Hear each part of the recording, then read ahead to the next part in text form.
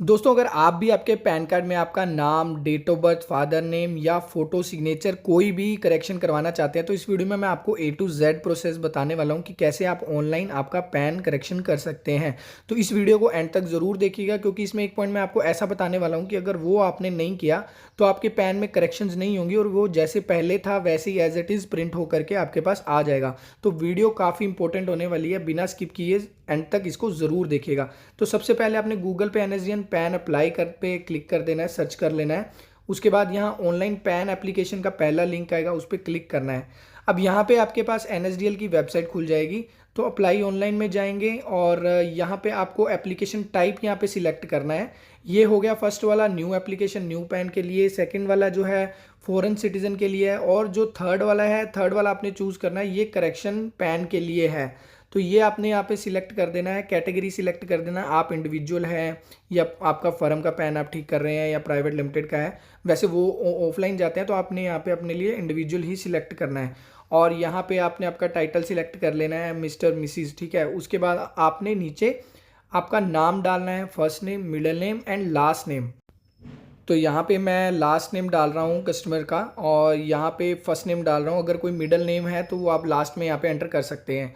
उसके बाद date of birth जो अभी आपने डालना है वो इसको डाल दीजिएगा। अगर आप डेट ऑफ बर्थ में करेक्शंस कर रहे हैं तो डेट ऑफ बर्थ आपकी लेटेस्ट डाल दीजिएगा।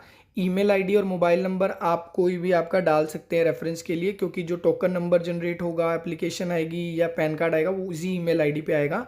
और मोबाइल नंबर भी आपका ही यूज़ कीजिएगा क्योंकि एसएमएस जो आएंगे वो आपको इसी नंबर पे आएंगे, ठीक है। ये ईमेल आईडी मोबाइल नंबर मैंने यहाँ पे डाल दिया है। उसके बाद वेदर सिटीजन ऑफ इंडिया, इसको आप यस कर देंगे और उसके बाद नीचे इसको यहाँ पे टिक कर देना है और आपने आपका यहाँ पे पैन नंबर डाल देना है। जो अभी आपका पैन नंबर है उसको एज इट इज़ आपने यहाँ पे मेंशन कर देना है। 10 डिजिट का ये आपका पैन नंबर होगा।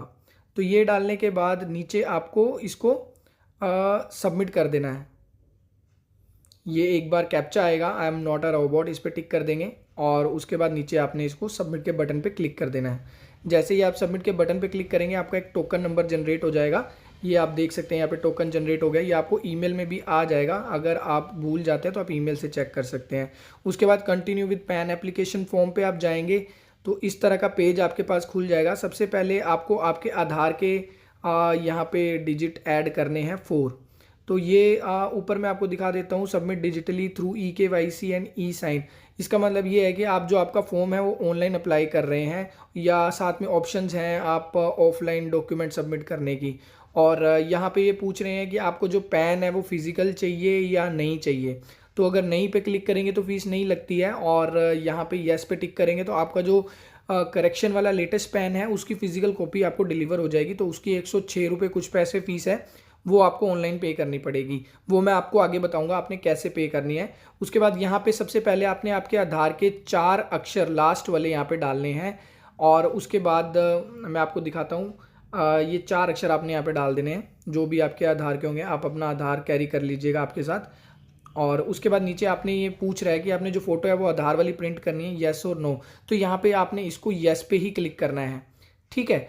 उसके बाद नीचे आपने आना है। नीचे आपने अगर आपके नेम में चेंजेस करने हैं तो यहाँ पे नेम आपने वैसा ही डाल देना और इसके ऊपर ये full name of the applicant इस पर टिक कर देना है। अब देखो जो भी करेक्शंस आप कर रहे हो उसके ऊपर एक टिक का बॉक्स बना हुआ है, जैसे फोटो मिसमैच है, सिग्नेचर है, ये जेंडर मैंने यहाँ पे सिलेक्ट कर दिया, ठीक है, डेट ऑफ बर्थ है, तो उस पर आपने टिक कर देना है। अगर आप उसको टिक नहीं करेंगे तो वो वाले पोर्शन की करेक्शंस अप्लाई नहीं होंगी, चाहे आपने वो डिटेल्स एक्यूरेट करके डाल दी हैं, बट जब तक आप टिक नहीं करोगे वो पोर्शन पे चेंजेस नहीं होंगे। अब जैसे कि यहाँ पे मैं फादर नेम डाल रहा हूँ, first name, last name, first name और मिडल नेम। उसके बाद आपने यहाँ पे सिलेक्ट करना है कि पेरेंट्स के नेम में मुझे चेंजेस चाहिए। अगर आप पेरेंट्स के नेम में ऊपर चेंजेस में टिक नहीं करोगे डिटेल्स ऑफ पेरेंट्स पे, तो आपका जो पेरेंट नेम है वो भी चेंज नहीं होगा। कहने का मतलब ये है कोई भी चीज़ में आपको चेंजेस चाहिए तो वहाँ पे उसके ऑप्शन पे आपको टिक करना पड़ेगा, तभी वो चेंजेस अप्लाई होंगे, अदरवाइज़ वो चेंजेस अप्लाई नहीं होंगे। यहाँ पे मैं एप्लीकेंट की डिटेल्स कुछ कंफर्म कर रहा था तो वही चेक कर रहा हूँ। तो आपने जो भी डिटेल्स हैं एक बार कंफर्म करना है, उसके बाद ही आपके फॉर्म में आपने डिटेल्स डाल के इसको सबमिट करना है, अदरवाइज़ आपकी फ़ीस जो है वो वेस्ट हो जाएगी। तो अब यहाँ पे हम नेक्स्ट कर देंगे और उसके बाद हमने यहाँ पे डिटेल्स डालनी है कि आपने अगर मोबाइल नंबर चेंज करना है तो उस पर टिक कर दीजिएगा। यहाँ पे हम कंट्री इंडिया सिलेक्ट कर रहे हैं और यहाँ पे आपने नेक्स्ट कर देना है। और उसके बाद यहाँ पे प्रूफ ऑफ पैन में आपने पैन की कॉपी को सिलेक्ट कर लेना है, ठीक है। और मैं आपको दिखाता हूँ कैसे। ये आपने मोबाइल नंबर डाल दिया और यहाँ पे आपने डालना है, अगर आपका कोई अलग से पैन है तो आप यहाँ पे नोटिफाई कर सकते हैं, ठीक है। अगर 2 पैन गलती से अलॉट हो चुके हैं आपको तो वो आप यहाँ पे कर सकते हैं। नेक्स्ट पे मैंने यहाँ पे क्लिक कर दिया है और यहाँ पे प्रूफ ऑफ पैन में आपने कॉपी ऑफ पैन को सिलेक्ट कर लेना है, ठीक है। आई हुई में आपने अपना नाम डाल देना है। उम्मीद है आपको ये सारी वीडियो समझ लग रही होगी आसानी से। और लीगल हब इंडिया के चैनल को सब्सक्राइब करना बिल्कुल भी ना भूलें, क्योंकि ऐसे ही आसान तरीके से एप्लीकेशन भरना हम आपके लिए लाते रहते हैं। और यहाँ पे आपने कॉपी ऑफ पैन कार्ड आपने सिलेक्ट कर लिया, यहाँ पे आपने अपना नाम डालना है और हिमसेल्फ हर सेल्फ सिलेक्ट करना है। रिप्रेजेंटेटिव के केस में आपको होता है कि आप कोई आपके बिहाफ पे कोई और अप्लाई कर रहा है, तो आप पे हिमसेल्फ हर सेल्फ सिलेक्ट करके नंबर ऑफ इनक्लोज डॉक्यूमेंट्स में आपने एक ही डालना है, प्लेस डाल देना है आपका, और उसके बाद आपने इसको सबमिट कर देना है।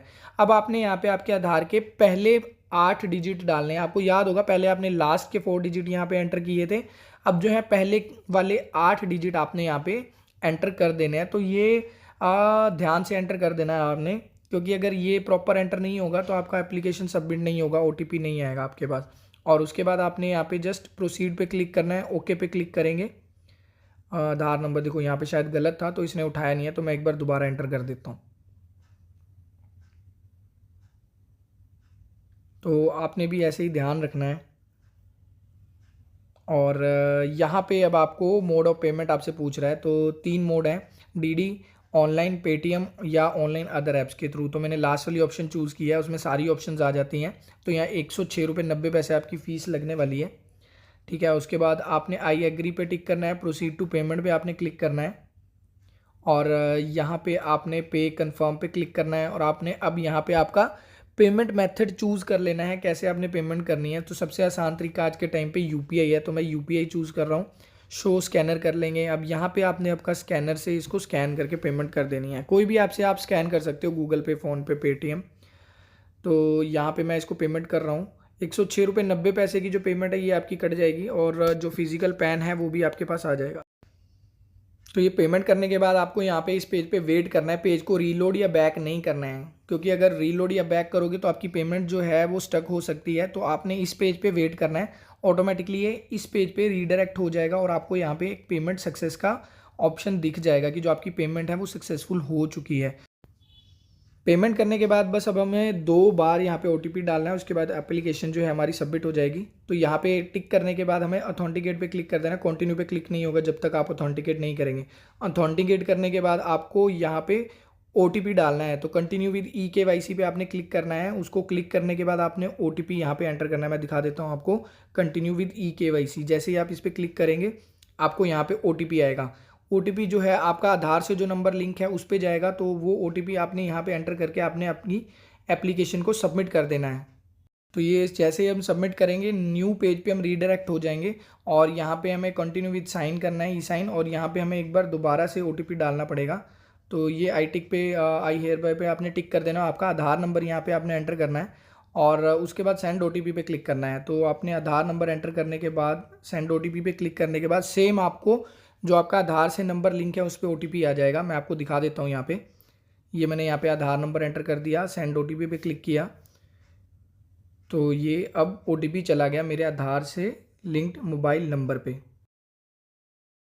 तो अब जो 6 डिजिट का OTP आया है वो यहाँ पे एंटर करके हमको वेरीफाई OTP पे क्लिक करना है और ये आपकी जो एप्लीकेशन है अब यहाँ पे सबमिट हो गई। इसके बाद आपको कुछ नहीं करना है, जस्ट वेट करना है आपकी जो करेक्शंस हैं उसको अप्लाई होने के लिए आपको मेल आ जाएगी। तो ये जो PDF है इसका जो पासवर्ड होता है वो आपका डेट ऑफ बर्थ होता है, तो डेट ऑफ बर्थ डाल के आप इसको ओपन कर सकते हैं। और तो उम्मीद है आपको ये वीडियो में सारी डिटेल्स सही से समझ आ गई होगी। अगर फिर भी अभी आपको लगता है कि कोई चीज़ आपको समझ नहीं लगी है तो चिंता की बात नहीं है, आप कमेंट कीजिएगा। कमेंट में मैं आपका रिप्लाई करके आपके जो भी आपकी क्वेरी है उसका सोल्यूशन आपको प्रोवाइड करवाऊंगा। तो ऐसे ही लीगल हब इंडिया के चैनल के साथ जुड़े रहिएगा, चैनल को सब्सक्राइब कर लीजिए। वीडियो अच्छी लगी हो तो आपके दोस्तों के साथ शेयर कर दीजिएगा, वीडियो को लाइक कर दीजिएगा और मिलते हैं ऐसी ही एक नेक्स्ट वीडियो में। तब तक के लिए टेक केयर, बाय बाय, अपना ख्याल रखें।